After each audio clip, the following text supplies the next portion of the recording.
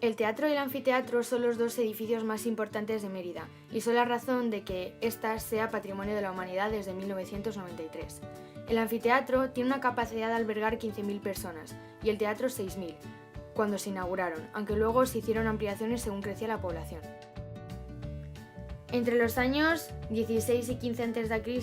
se inauguraba el Teatro de Augusta en Mérida, bajo el patronazgo de Marco Agripa, yerno del emperador Augusto y patrono de la colonia, según quedó reflejado en las inscripciones monumentales que todavía hoy permanecen en el teatro. Actualmente se conserva casi en su totalidad. Las excavaciones empezaron en 1910 y gracias a que estaba enterrado más de la mitad de su altura, se conserva en muy buen estado, sobre todo las columnas. A lo largo de las décadas se ha ido reconstruyendo, hasta lo que actualmente podemos ver. En la época de Augusto se aprobó una ley con la cual estaba predeterminado dónde debería de sentarse cada persona. En la proedia, las primeras filas, se sentaban las autoridades y esta fila estaba separada del resto por medio de una plancha de mármol, donde las autoridades eran representadas mediante retratos o inscripciones. Otra parte del graderío se reservaba a los hombres casados, otra destinado a soldados jubilados y soldados a caballo, y otra a los niños con maestros. En las últimas 5 filas se sentaba el resto de los ciudadanos romanos y por último, en la parte más alta, esclavos y mujeres de cualquier clase social. La parte inferior central, en forma semicircular, es la orquesta, donde se situaban los músicos y el coro. El escenario, donde se realizaban las representaciones, y por último el frente escénico, decorado con 2 cuerpos de columnas y esculturas, de personajes militares o dioses. Algunas de las esculturas originales se conservan en el Museo de Mérida. En general, se utilizaba la decoración como propaganda política.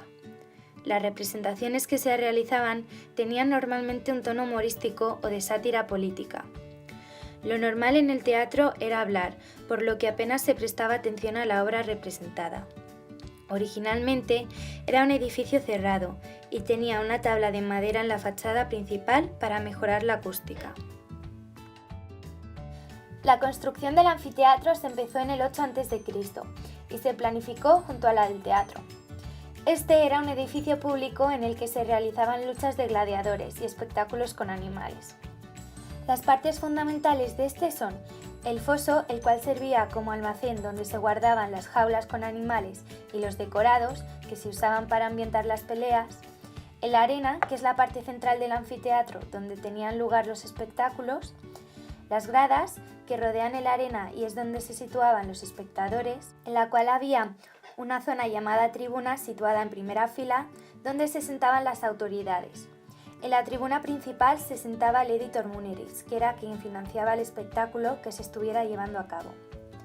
Había varias puertas, una llamada Puerta Pompae, por la que entraba una procesión o desfile inaugural, al principio de las batallas. Otra puerta, la Porta Triunfaris, por donde salían los gladiadores victoriosos. Aunque son suposiciones, ya que en los manuales de Vitruvio, donde viene redactado cómo deben de construirse todos los edificios públicos, se habla de anfiteatros con 2 o 4 puertas, mientras que el de Mérida es el único con 3. También había unas puertas de acceso repartidas en las gradas que tenían un menor tamaño, llamadas vomitorios. Cubriendo el anfiteatro había unos toldos llamados velario que solían manejar pescadores ya jubilados. Actualmente se conserva menos de la mitad de su altura original debido al saqueo que sufrieron el anfiteatro y el teatro para la construcción de otros edificios posteriores de la ciudad.